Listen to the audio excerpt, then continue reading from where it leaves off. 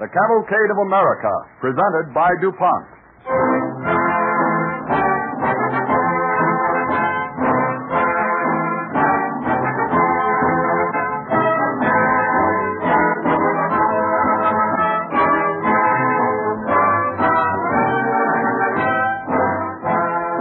This evening, DuPont presents episodes from the life of America's first great novelist, James Fenimore Cooper.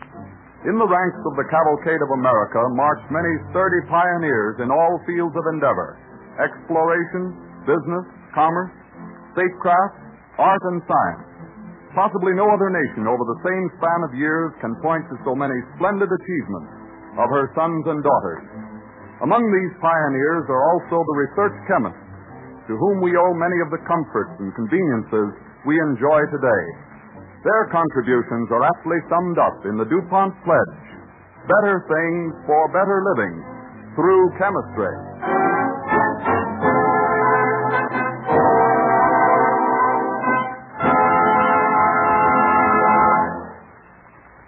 As an overture, Don Voorhees and his DuPont Cavalcade Orchestra join two unrelated subjects: James Fenimore Cooper's Indian Legends and St. Patrick's Day, by playing an excerpt from Natoma, the American Indian opera by the great Irish-American composer Victor Herbert.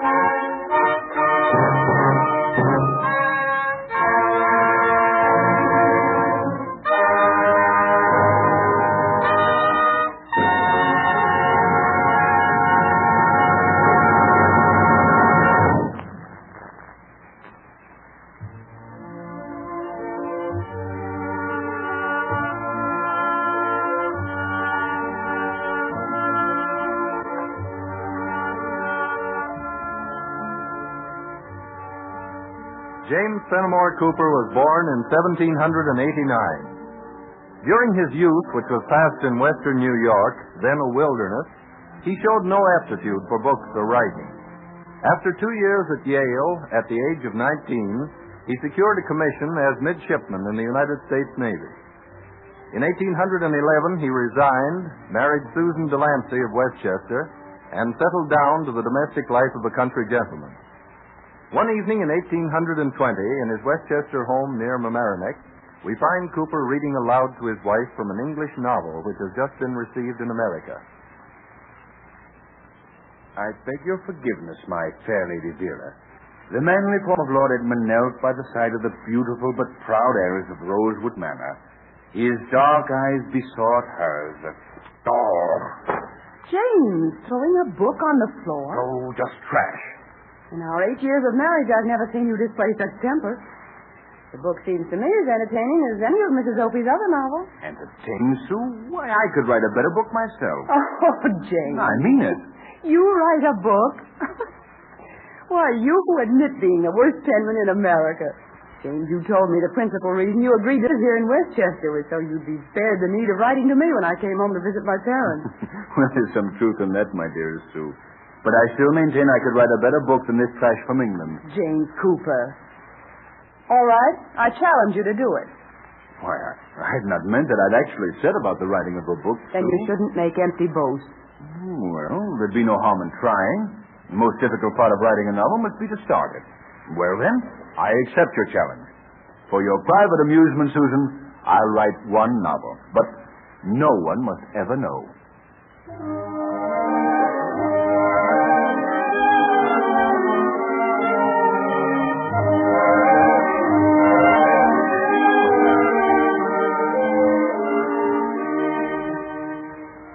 James Fenimore Cooper would never have completed that first novel if his wife had not continued to challenge him.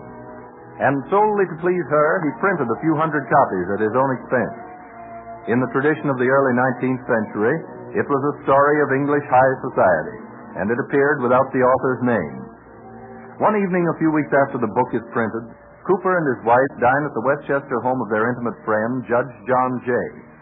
In the drawing room after dinner, Cooper is startled to hear one of the guests, a Miss McDonald, discussing his book. Have you read the new novel called Precaution, Mr. Jay? Yes, Miss McDonald, I have.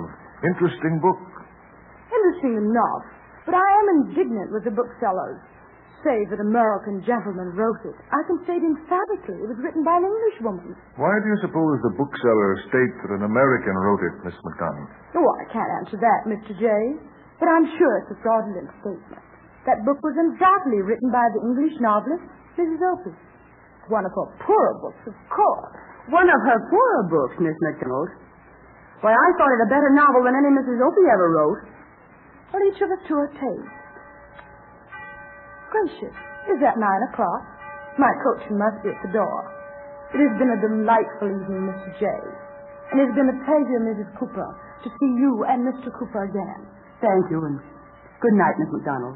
Mr. Cooper, when you have read this new book, Precaution, please let me know if you do not agree that Mrs. Opie wrote it. I'll read it with interest, Miss McDonald, and let you know my opinion. Good night. Good night. I shall escort you to your carriage, Miss McDonald. Be back in just a moment, Mr. and Mrs. Cooper. Well, James, please don't be distressed.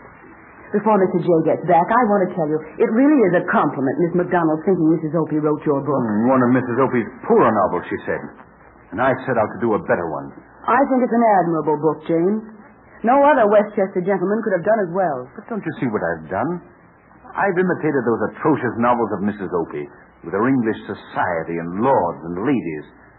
I've never been in London, yet I tried to write about it. But all English novels are about society people. Well, not these new Waverley novels, Sue.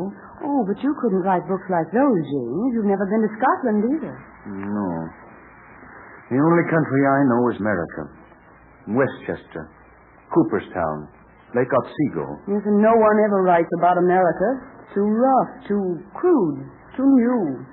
There's nothing in America to interest readers. I wonder. Sue, dearest, I'm ashamed of myself. I wrote Precaution because of an idle boast, and I failed. I'm so angry with myself, I'm going to have to write one more book. And this time I'll write about something I really know.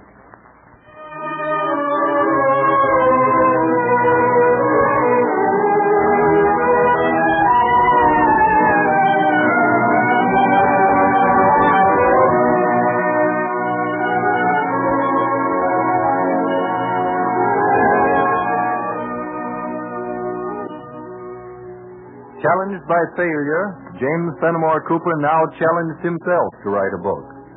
At last it was completed, and in the hands of his bookseller and publisher friend, Charles Wiley. Cooper has made the long trip from Westchester to New York City to visit Wiley and to hear the verdict on his second book, entitled The Spy. He greets Wiley hopefully. Well, Wiley, have you read it? Cooper, you've been my friend for several years. I wish there were a gentle way of telling you what I must tell you today. Wiley, you mean you don't like the book? This is the strangest book I've read in all my years as a bookseller and publisher. I'm sorry, but it's not worth wasting paper to print and bind it. You found no merit in the book whatsoever? Well, can't you yourself see the faults of the book? You're an intelligent man, Cooper. Surely you must know no book like this has ever been written. A book whose setting is the American wilderness. Is it your honest judgment that no American would read a book about his own country? Well, it's the judgment of any sane man, Cooper. Americans want to read of life and manners in polished European circles. They know too much about Indians and rough frontiersmen already. I'm afraid you're right, Wiley. My wife's enthusiasm led me to be too hopeful of the book.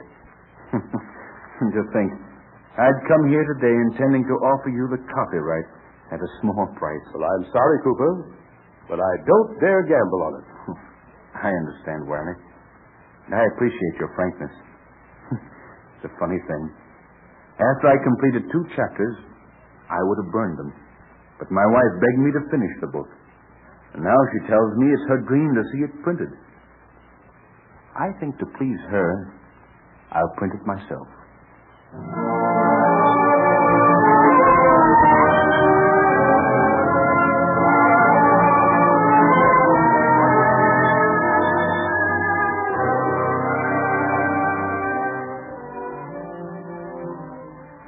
Charles Wiley lived to regret his refusal to buy the copyright of The Spy.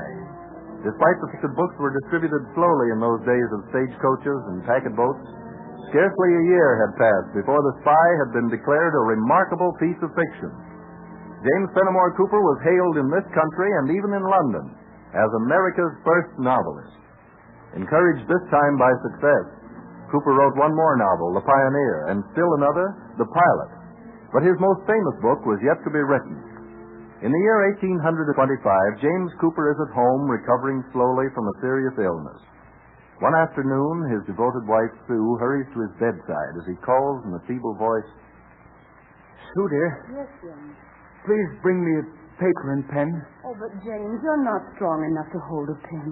And the doctor said... Oh, bother the doctor. There's something I must set on paper this minute. There, James. Now, please don't excite yourself, dear. Your favorite pen is here, right on this table. Now, have Martha bring the paper. Martha? Yes, Miss Susan? Will you please bring some sheets of paper at once to Mr. Cooper? They're on the desk in the drawing room. Yes, Miss Susan. I'll fetch him directly. Glens Falls. The cave on the rocky island. A perfect hiding place for Indians. Ideal setting. Yes, dear. I remember you told me about your trip to Glens Falls last summer. It must have been a beautiful sight. Uncas, the last of his tribe, the Mohegans. That's it. The last of the Mohegans. Susan, where is that paper? I'll fetch you the paper you write on, Master Cooper. Here it is. And the pen? It's here, James, dear. Oh, please, you must not sit up, dear. You're not strong enough. Well, I can help pull Master Cooper up in the bed. Oh, my back seems to break in two. I can't do it. I can't hold the pen. I have an idea, James. You tell me what it is you want to say, and I'll write it. I write a fairly legible hand. Far more legible than mine. Are you ready to write, Sue? Just a moment, dear. There, I'm ready. The breech of Hawkeye's rifle fell on the naked head of his adversary, whose muscles... Wait, not quite so fast, dear. Whose muscles appeared to wither under the shock. Yes. When Uncas had brained his first antagonist, he turned like a hungry lion to seek another. Suddenly darting at each other, the two combatants closed and came to the earth, twisting together like twining serpents in pliant and subtle folds. Mercy, almost. Covered as they were with dust and blood, the swift evolution of the two men seemed to incorporate their bodies into one. Oh, Lord. The fiery eyes of Magua were seen glittering like the fabled organs of the basilisk. James, dear, are you sure you're strong enough to do this today? Did Martha Cooper come out in the field? Wait just a second, James. I need another sheet of paper. Martha. Yeah. Send for the doctor at once. This is horrible. Oh, yeah. The word Mr. Cooper's telling me to write sounds like a nightmare.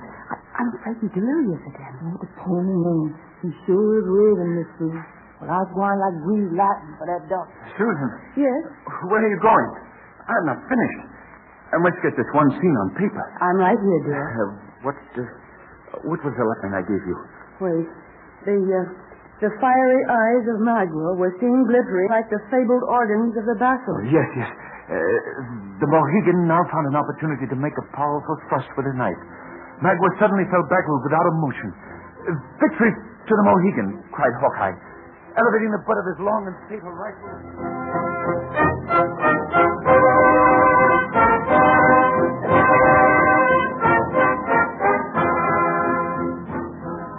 And in this manner was born the book which was to assure James Fenimore Cooper's immortality, The Last of the Mohicans.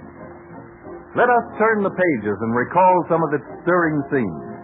Its hero, the noble Indian Uncas, soon ranked in popularity here in the broad with Sir Walter Scott's Ivanhoe. The setting of this dramatic narrative of frontier and Indian life is the wilderness of northern New York State. Now, as our scene opens, Uncas, with ear to the ground, warns his friend, the white hunter Hawkeye, that men are approaching. Your ears are tougher than mine, Uncle. I hear nothing. The horses of white men are close to us. Yes, it's true. The leader comes in sight. The two young ladies riding close behind. Fools to venture into these woods infested as they are of Hurons. Who comes? Two young ladies and an English officer who've journeyed since the rising sun and are sadly weary. Whoa. You're lost, Ben? We fear so. Whoa, boy. Ben. I'm Major Hayward.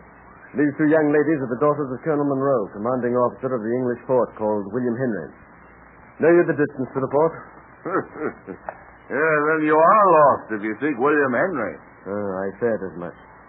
We trusted to a friendly Indian guide, but he seems to have lost his way. An Indian lost in the woods? Not possible. What tribe is he? The tribe called Huron. Huron? Did you hear that, Uncas? They're a thievish tribe. Where is your guide? I ordered him to ride behind, because I suspected he was leading us in the wrong direction. Magua! The Indian is gone, Duncan. He slipped away in the woods this very moment. I told you, the Hurons are a lying, treacherous bunch of varmints. And these woods are full of them, all on the warpath. If we don't leave this spot at once and cover our tracks with Indian cunning, our scalps will be drying in that wind before this hour tomorrow. Oh, Duncan, are we truly in such danger? Have no fear, Alice. I'm sure these kind friends will guide us part of the way to the fort. We must reach it before nightfall. Before nightfall? Look at the sky. Darkness will soon be on us. Then heaven help us. Hawkeye, we take pale-face officer and squaws to cave. Uncas, have you taken leave of your senses? The island cave is our only hiding place, a secret known only to us. It would be fatal to take such a large party there. The Hurons would trace us too readily. These young ladies are in my care. Their father awaits them anxiously.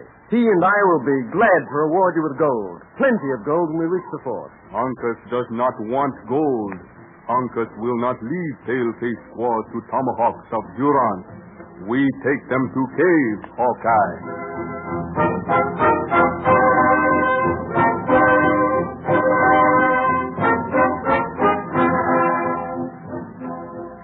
As Hawkeye feared, the whinnying of the girls' horses betrayed the secret hiding place on the island of Glens Falls. But thanks to the skill of Uncas and Hawkeye and the last of their powder, the Hurons are repulsed temporarily. Uncas, who has been scouting, returns to the cave where Hawkeye, the English travelers, and Uncas' father Chingachgook are waiting.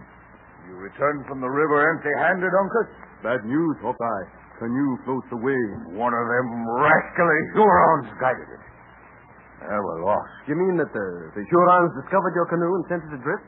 Their end has come. The Sagamore, my father, has spoken. A sorry end for a man who's passed 30 years in the forest. To be taken without being able to fire a shot in self-defense. Is it really true? Are we surrounded by hostile Indians? Only too true, Miss Alice. Is there nothing that we can do? The end has come. Oh, how frightful. The old chief, Uncle's father, has laid down his knife and tomahawk. He's preparing for death. Oh, I swore to Colonel Monroe I'd escort his daughter safely to the fort. Oh, Hawkeye, surely there's hope yet. We may prevent the Hurons landing on the island. Prevent their landing, Hayward? With what? The arrows of Uncas or the tears of the women? Tingle-Gook, my brother, and Uncas, my boy. We fought our last battle together. Oh, no. Why prepare for death? The path is open on every side. Go, brave men. You're remaining only to protect my sister and me. You know but little of the craft of the Huron, Miss Cora, if you believe the varmints have left a path open to the woods. And the downstream current, it is true, might soon sweep us beyond the reach of their rifles. Then try the river. Why linger to add to the number of their victims? Go to my father at the fort and bring gunpowder and men to our rescue. There's reason in the words. Tingle-Gook, Uncas. Hear you the words of the dark-eyed woman? Her words. Good. Tingle-Gook, go river. Bring warriors. It is good. You see? The older chief is going. Oh, won't you all go, please? You can't help us here. Cora's right, Hawkeye. Why don't you go, too? I shall remain here with the young ladies. That's enough. Wisdom is sometime given to the young and to women as well as men. I'll join the Mohican chief. Swim down the river and try to bring a rescue party. Goodbye, and God go with you. We're grateful for all you've done, Hawkeye. Farewell. Had our powder held out, this disgrace could never have befallen. Goodbye. God willing, we shall meet again in this or another world. But Uncas is still here. Uncas, go quickly before it is too late. Your father is not being seen. He's safe. It's time for you to follow. Uncas will stay, oh dark-haired one. Uncas, I beg you. Go to my father at the fort. My father and Hawkeye go to fort. Uncas will stay. But hear me, Uncas. You are younger, fleeter of foot than your father or Hawkeye. My sister and I will feel more hopeful if we know that you're on your way to the fort. Uncas will go. If Hurons carry you away, break twigs, bend bushes, make trails, and Uncas will follow. I'm sure of it, Uncas. Go now, quickly. And our gratitude and our prayers will go with you.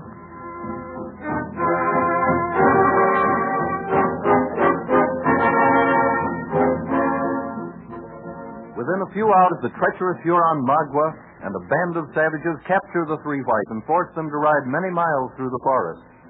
Now in the encampment, Alice, Cora, and Duncan Hayward, closely guarded by several warriors, listen anxiously as some distance away the wily Magua makes an impassioned speech to the Indians.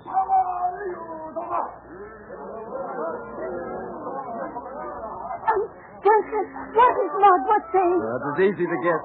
He's settling our fate. I can read our fortunes in their faces. There's no hope. And I'm to blame. If only I hadn't trusted that scoundrel Magua to guide us. You could not, Duncan. Until this moment, I believed Uncas would find our trail.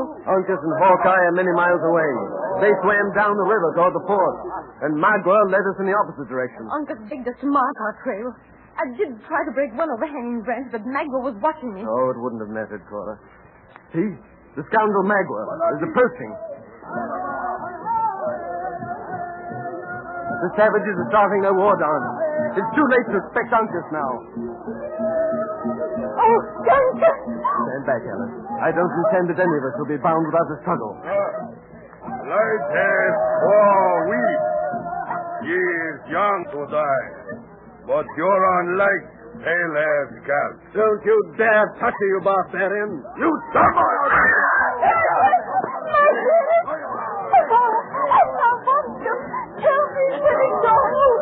Alice, you love him, don't you? With all my heart, Cora.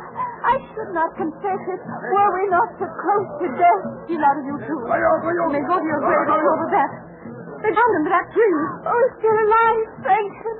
Oh, Margaret's coming this way again. Cora, I wish I was as brave as you are. I'm frightened. Let us pray to God it will be over quickly. Alice, did you hear that? A crow. You mean the sound with which... On this signal, Hawkeye lost my yes. Listen. I hear it. We can only hope, Alice, and pray. Meanwhile, let us face these barbarians with unconcern. Let us show them that white women as well as white men know how to die. I'll try to be brave, Cora. Light-haired Scout Van Dyck will soon hang in Magua's wigwam. Don't touch me. Kill me quickly. I beg. Light-haired Cora want to die. Magua kiss. The gun. The Mohegan. Uncle, take the hook. And then terminate the violence. No quarter to an attempt yard.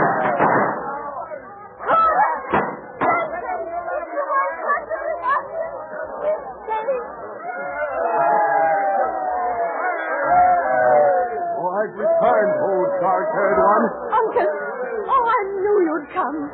Our prayers have been answered.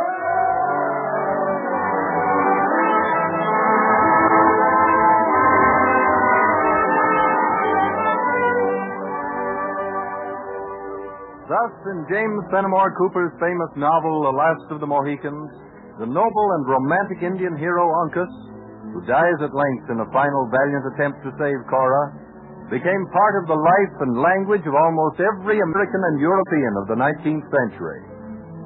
As the first great American novelist, and the first novelist to believe that the American theme merited perpetuation in fiction, James Fenimore Cooper is accorded a high place of honor among the illustrious men and women enrolled in the Cavalcade of America.